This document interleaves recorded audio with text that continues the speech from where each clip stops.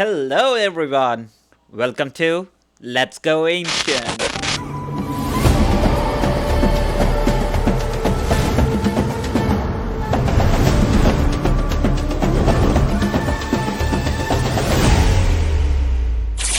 Today, I want to talk about one of the most chilling mysteries in American history, the Lost Colony of Roanoke.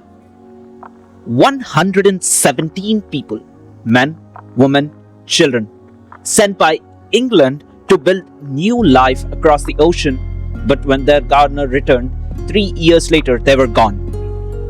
No bodies, no battlefield, no clear sign of massacre. Only one strange word carved into wood, Croatoan, meaning chalk town or council town. While researching this story, I kept asking myself the same question. Did they die? Did they escape? Did they join in another community? Or were they never truly lost, only forgotten by the empire sent them? So today, let's reopen the history's oldest cold cases, the mystery of Roanoke. In 1590, John White returned to Roanoke, expecting his daughter, his granddaughter, and 115 colonists. He found empty structures, no bodies, no battlefield, only one word carved into wood, Croatoan. The agreement was clear: carve your destination if you move, and add a cross if under threat. The destination was there, the cross was not, and 117 people were gone, perhaps not lost to themselves, but lost by the empire that sent them. In 1584, Queen Elizabeth signed a patent granting Sir Walter Raleigh vast authority over undiscovered lands. This charter promised Raleigh a fifth of all gold and silver recovered, but the crown wanted more than wealth. England needed a strategic base in the western Atlantic to intercept Spanish treasure fleets and challenge Spain's global dominance. Roanoke was never designed as a quiet agricultural settlement. It was a high-stakes imperial gamble. When those primary supply lines broke, the fallout threatened more than just the families living on the beach. The survival of the colony was tied to England's entire bid for Atlantic power, a national venture that risked everything on a fragile coast. When the 117 settlers arrived in 1587, they did not step onto an empty, untouched wilderness. They walked directly into a highly structured, volatile political environment populated by Algonquian-speaking nations, including the Secretan, the Roanoke, and the Croatoan. These sovereign communities maintained their own shifting alliances, trade networks, and ancestral rivalries. Prior English expeditions had already shattered local stability, trading metal and weapons, but also introducing disease, resource strain, and sudden, devastating violence. In 1586, an English force had assassinated the Secretan chief Wingina, cementing deep-seated mistrust across the Sound. The families of the 1587 colony did not start with a clean slate. They inherited a smoldering powder keg of resentment. Long before John White's supply lines broke, local Indigenous leaders were actively calculating how to manage these foreign intruders who strained their seasonal food supplies. In July 1587, the nature of the English enterprise changed from military occupation to family survival. The fleet landed 117 people, including 17 women and 9 children. Among them was Eleanor Dare, daughter of the newly appointed governor, John White. On August 18th, Eleanor gave birth to Virginia Dare, a vulnerable infant born into an increasingly desperate outpost. These families never intended to stay on Roanoke. Their charter targeted the fertile Chesapeake Bay, but ship pilot Simon Fernandez refused to transport them further, leaving them on the island with limited supplies. Isolation brought swift violence. In late July, George Howe was killed while crabbing on a shallow creek. His body recovered with 16 arrow wounds. In a blind retaliatory strike, English soldiers accidentally raided a camp of friendly Croatoans, shattering their most reliable local alliance. Faced with hunger and escalating hostility, the settlers pressured White to sail back to England for emergency relief. Before he boarded, they established a strict security protocol. If they had to relocate, they would carve their destination into a prominent post. If they were in danger, they would carve a cross above the name. White sailed away, leaving his daughter and grandchild behind on the edge of an uncertain world. John White expected to return within months, but geopolitical crisis intervened. In 1588, the Spanish Armada sailed against England, prompting Queen Elizabeth to freeze all domestic shipping. Every seaworthy vessel was requisitioned for national defense. When White secured 2 small relief ships, French pirates intercepted them in the Atlantic, seizing the colony's provisions and forcing a retreat. On Roanoke, the weeks of waiting bled into months. 1 year of abandonment became 2, and then 3. Without a single word from England, time became the silent executioner, forcing 117 stranded settlers to make a choice: wait to starve on the coast or abandon the fort entirely.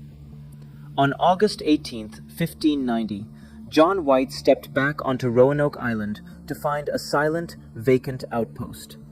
The physical evidence spoke of an orderly departure, not a massacre. The houses were carefully dismantled, their heavy timbers removed rather than burned to the ground. No human remains lay scattered in the grass, and the dirt showed no signs of a desperate battlefield.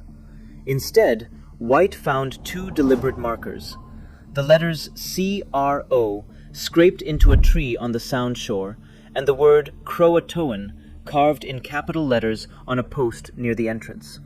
Significantly, the prearranged distress signal, a carved cross, was entirely missing. To White, this absence suggested his family had relocated in safety to Croatoan, a term meaning both a place and a friendly Algonquian nation. Yet this clue offered no guarantees, and the delayed English search of the island's southern territory was never completed. A coastal refuge on Hatteras Island remains the most intuitive path forward, aligning directly with White's reading of the carved sign. Survival here would have required complete integration into the Croatoan community through alliance, trade, intermarriage, or gradual incorporation. While late 16th century English ceramics, iron nails, and lead gunflints recovered from the island's shifting sands confirm a European presence, these artifacts remain clues rather than absolute proof for the fate of every colonist. Another lead points inland. Multispectral imaging of John White's map revealed a hidden, fort-like symbol concealed beneath a paper patch at the confluence of the Roanoke and Chowan rivers. This cartographic clue directed researchers toward Albemarle Sound and Bertie County. Excavations at Site X and Site Y produced period-fitting Surrey Hampshire border stoneware, white clay tobacco pipe stems,